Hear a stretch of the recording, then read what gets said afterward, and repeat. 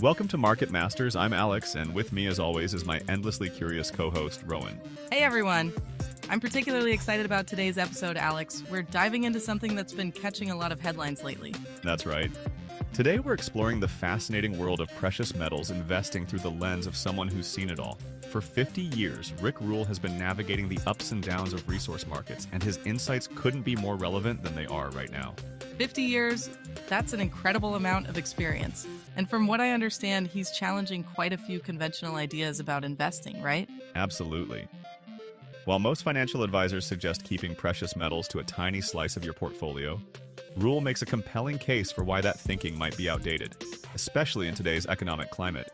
I've got to say, with all the talk about inflation and currency concerns, this feels really timely. It sure is. We'll be unpacking Rule's unique approach to resource investing, looking at why he believes we're entering a new bull market in precious metals, and exploring some surprising developments in the silver industry that most investors might have missed. And I hear there's quite a debate about market manipulation too. That's one of the controversial areas we'll definitely be diving into. So stick with us for what promises to be an eye-opening journey through the world of precious metals investing. Let me take you back to the 1970s when Rick Rule first stepped into the resource investing world. It was actually perfect timing, though he probably didn't know it then. The 1970s? Wasn't that when gold prices were going absolutely crazy? Exactly. He started his career right as gold was being unleashed from its fixed price of $35 per ounce. What followed was one of the most dramatic bull markets in precious metals history, with gold eventually reaching $850 per ounce. Wow, that must have been quite the baptism by fire for a new investor. It really was.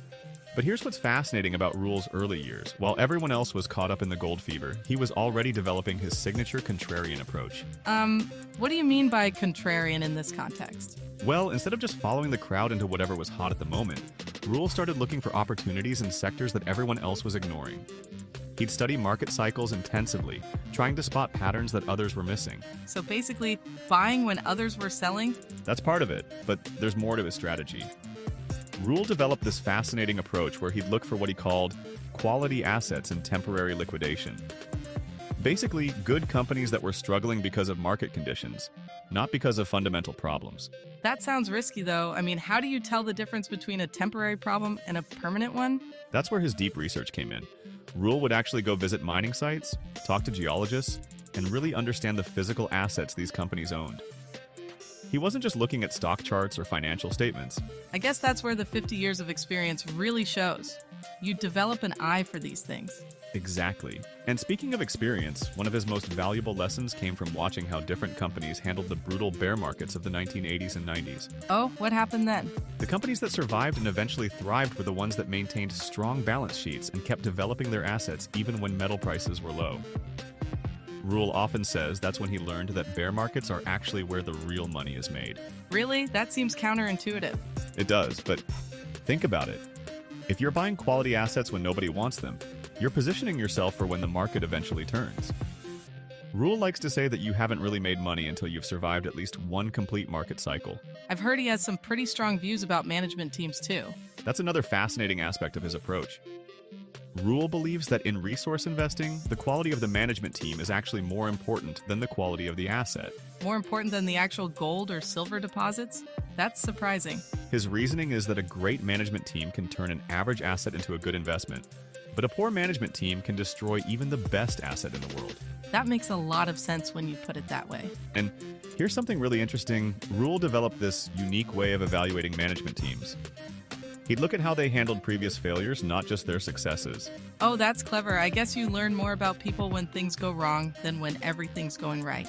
Absolutely. And it's this kind of deep, experience-based insight that's shaped his whole investment philosophy. He's seen enough market cycles to know that patience and thorough research are usually more profitable than trying to chase quick gains.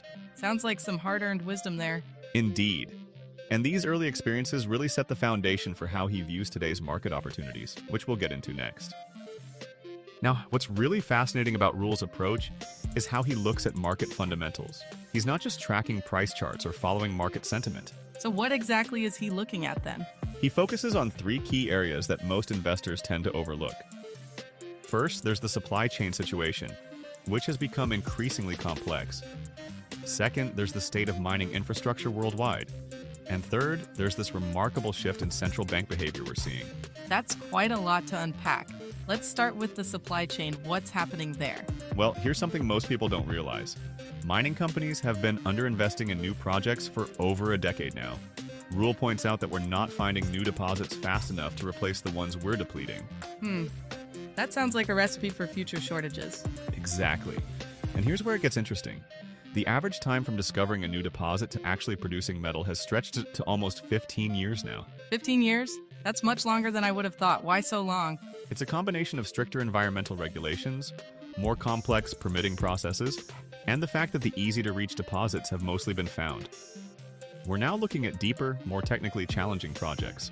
I can see why Rule pays so much attention to management teams now. You'd need really experienced people to navigate all that. Precisely. But there's another layer to this story that's equally important.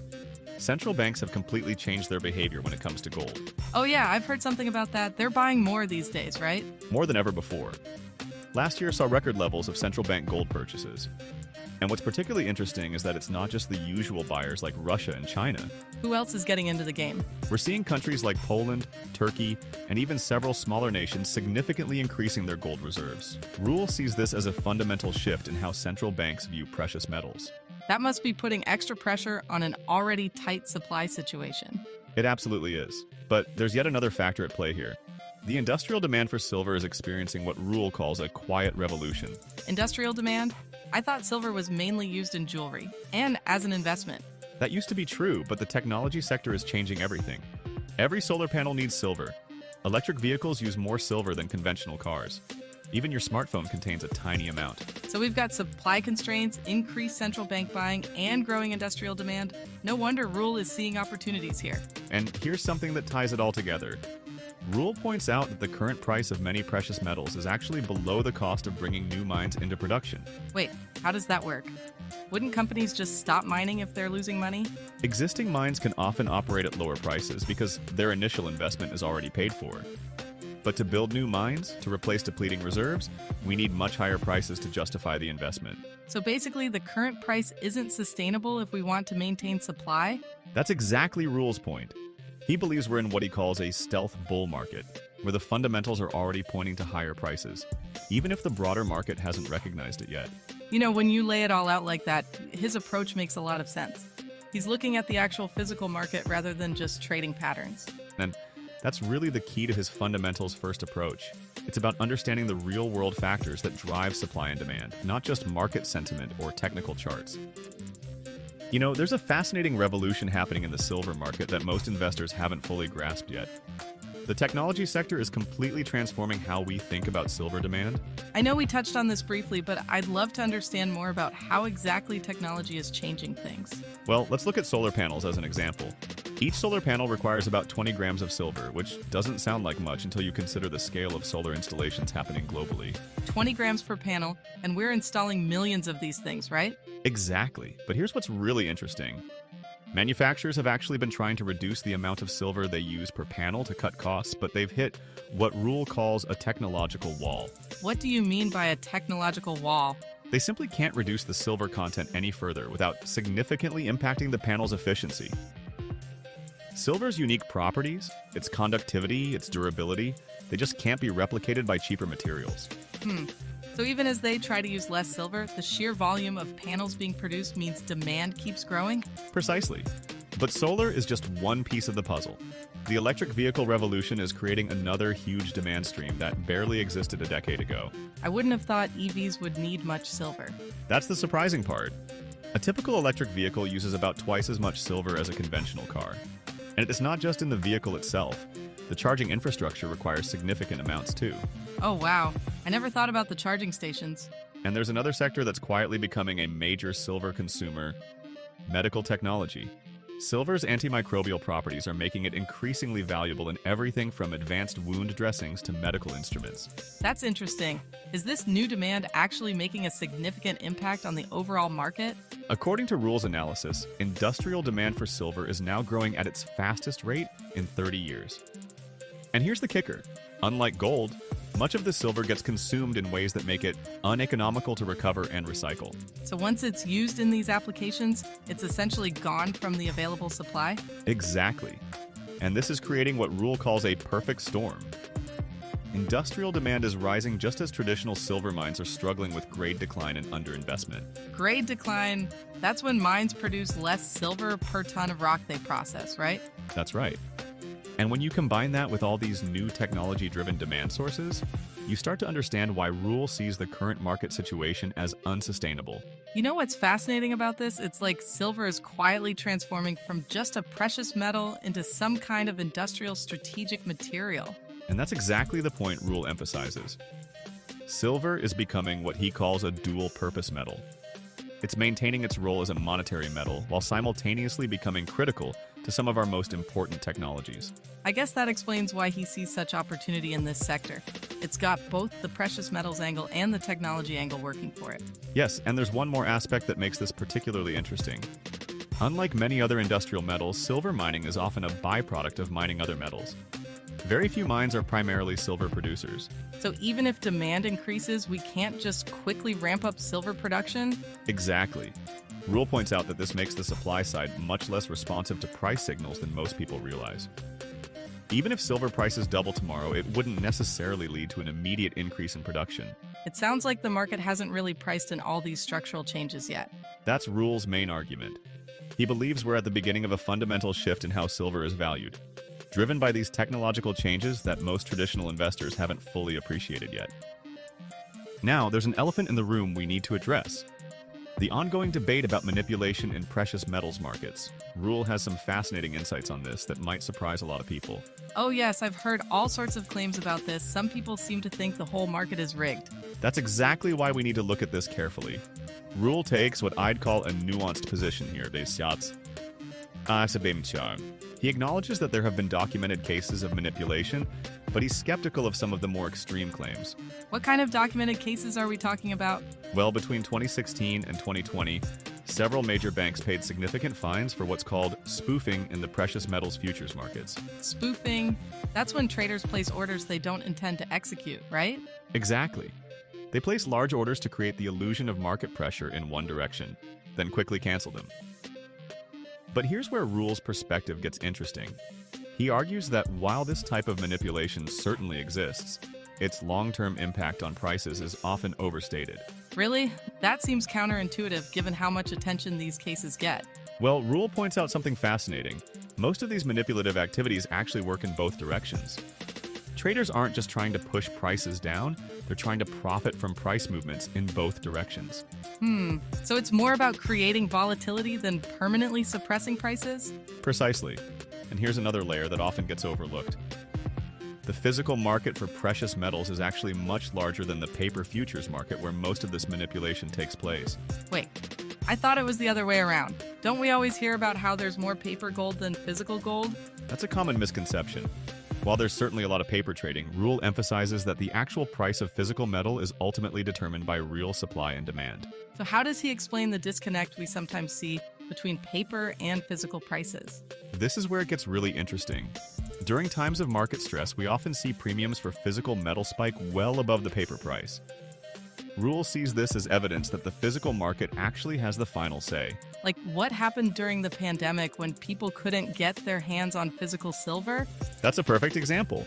The paper price might have been saying one thing, but if you wanted actual physical silver, you were paying significant premiums. Rule argues this shows the limits of any manipulation. You know what's fascinating about this? It suggests the market is both more and less manipulated than people think. That's a brilliant way to put it. There's definitely manipulation happening at the trading level, but the idea that a small group can permanently suppress prices of physical metal, Rule sees that as highly unlikely. I guess when you think about the sheer size of the global precious metals market, it would take an enormous amount of coordination and capital to actually control prices. And that's not even considering the international nature of these markets. Rule points out that any large-scale manipulation would require the cooperation of multiple governments, central banks, and major financial institutions across different jurisdictions. So what's his advice for investors worried about manipulation? He suggests focusing on the physical market fundamentals we discussed earlier. Supply constraints, industrial demand, mining economics, These factors, he argues, will ultimately matter more than any short-term trading shenanigans. That actually makes me feel better about the whole thing. It's like, yes, there's manipulation, but it's not the all-powerful force some people make it out to be. Exactly. And Rule makes another important point. Successful investing isn't about finding perfect markets. It's about understanding the markets we actually have, imperfections and all. Let's dive into something really practical. How Rule suggests structuring a precious metals portfolio for what he sees as the coming bull market. His approach here is quite different from conventional wisdom. I'm guessing he's not suggesting we just buy a gold ETF and call it a day? Not quite. Rule actually advocates for what he calls a three-tiered approach. The foundation is physical metals, then selected mining stocks, and finally what he calls strategic speculation opportunities. That sounds more complex than I expected. How much does he suggest allocating to precious metals overall? This is where he really breaks from tradition. While most advisors suggest 5% or less, Rule argues for 10 to 20% of a portfolio in current conditions. Wow, that's a pretty significant chunk. How does he justify such a large allocation? He bases it on historical performance during periods of currency stress and negative real interest rates. But here's the interesting part. He's very specific about how that allocation should be structured. Okay, so walk me through these tiers. How much goes into physical metals? Rule suggests about 40% of your precious metals allocation should be in physical form, split between gold and silver. But here's a crucial detail. He emphasizes taking actual delivery rather than using storage programs. Really? That seems complicated. What about storage and security? He actually has some fascinating insights about this. Rule suggests treating physical metals like insurance rather than an investment. Keep enough at home for immediate access, but use private vaulting services for larger amounts. And what about the mining stocks? That's the second tier, right? Yes, and this is where Rule's decades of experience really shine through. He suggests focusing on what he calls the best-of-breed producers. Companies with strong balance sheets, growing production, and most importantly, low-cost operations. I assume these would be the bigger, more established mining companies? Primarily, yes, but here's something interesting. Rule suggests looking for producers that are actually growing their reserves, not just maintaining them. He says too many companies are basically mining themselves out of business. What does he mean by that exactly? They're focused on current production but not investing enough in finding new deposits. It's like a retail business selling inventory without ordering new stock. Ah, got it. And what about that third tier, the strategic speculation part? This is where Rule suggests putting about 20% of your precious metals allocation. He looks for what he calls prospect generators, smaller companies that find deposits and partner with larger companies to develop them. That sounds pretty risky, though. It can be, which is why Rule emphasizes something crucial. Position sizing. He suggests never putting more than 5% of your speculative allocation into any single company. So you're spreading the risk across multiple opportunities? Exactly. And here's another key point. Rule strongly advises against using leverage or margin in any part of the precious metals portfolio. I guess the market's volatile enough without adding leverage to the mix. Precisely. He often says that the biggest mistakes he's seen investors make come from being right about the market but wrong about timing, then getting forced out of positions because of leverage. You know what's interesting about this approach? It seems designed to let you sleep at night while still capturing the upside he sees coming. That's exactly right. Rule often emphasizes that the goal isn't to get rich quick, it's to preserve and grow wealth through what he expects to be a multi-year bull market. You know, Rowan, after diving deep into Rick Rule's half-century of market wisdom, what strikes me most is how he combines timeless principles with modern market realities. It's fascinating how he's adapted his approach over the years while keeping those core principles intact. The way he looks at precious metals as both monetary assets and industrial necessities really opened my eyes. And that's really the key takeaway here. We're not just talking about traditional safe haven assets anymore. The convergence of new industrial demands, especially in green technology with traditional monetary roles, is creating something we haven't seen before. Right? And all this while we're seeing record central bank buying and those supply constraints you mentioned. It's quite a perfect storm brewing.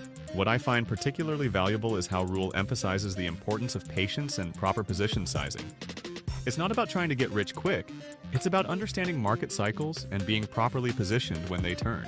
And having the courage to be contrarian when everyone else is running the other way. Exactly. As we wrap up, I think Rule's most powerful message is that successful investing isn't about finding perfect markets or timing everything perfectly. It's about understanding the fundamentals, managing risk intelligently, and being prepared for the opportunities that inevitably come along. And from what we've covered today, it seems like we might be approaching one of those opportunities right now. Indeed, the next few years in precious metals markets should be very interesting to watch.